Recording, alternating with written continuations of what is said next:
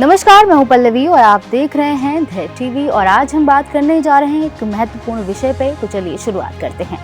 केंद्र सरकार ने हाल ही में 9 राज्यों में नए राज्यपालों की नियुक्ति की है। इनमें से हैं राजस्थान से हरिबाऊ बागड़े, तेलंगाना जश्नूदेव वर्मा, सिक्किम से ओम प्रकाश माथुर, झारखंड से संतोष गंगवार, महाराष्ट्र से सीपी राधाकृष्णन, पंजाब से गुलाब चंद कटारिया, असम मणिपुर से लक्ष्मण प्रसाद आचार्य, मेघालय से CH विजय शंकर, छत्तीसगढ़ से रेमन डेका शामिल हैं। आपको बता दें कि राज्यपाल की नियुक्ति की बात संविधान के अनुच्छेद 153 में कही गई है। साल 1956 में इनमें से एक संशोधन किया गया, जिसके मुताबिक एक व्यक्ति को 2 या 2 से अधिक राज्यों का भी राज्यपाल बनाया जा सकता है। अनुच्छेद 155 के मुताबिक राज्यपाल की नियुक्ति राष्ट्रपति करता है। राष्ट्रपति का ये काम मंत्रिपरिषद की सहायता और सलाह पर करता है। इसका मतलब ये हुआ कि राज्यपाल की नियुक्ति केंद्र सरकार करती है। इसके कार्यकाल को लेकर कोई स्पष्ट बात नहीं कही गई है, यानी कि राज्यपाल तब तक पद पर बना रह सकता है जब तक राष्ट्रपति चाहेगा। सरल शब्दों में राज्यपाल को केंद्र सरकार द्वारा नियुक्त किया जाता है और उसी द्वारा हटाया जाता है, लेकिन ऐसा नहीं है कि किसी को भी उठाकर राज्यपाल बना दिया जाए।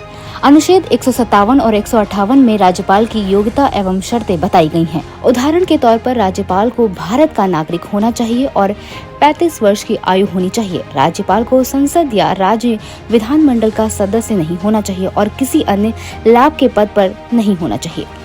सामान्य नजरिए से देखा जाए तो राज्यपाल पद की कल्पना इस तरह से की गई है कि वह राज्य के मंत्रिपरिषद की सलाह पर काम करेगा।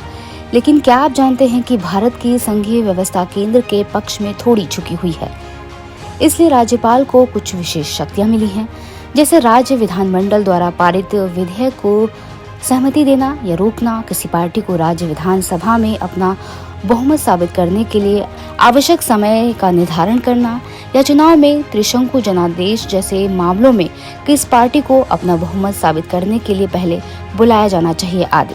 इन शक्तियों का इस्तेमाल करने के दौरान राज्यपाल बड़ी महत्वपूर्ण स्थिति में हो जाता है।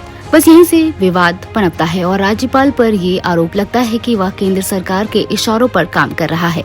दरअसल संविधान में इस बात के लिए कोई प्रावधान नहीं है कि राज्य और राज्यपाल के बीच विचारों का अंतराल होने पर किस तरह से काम करना है।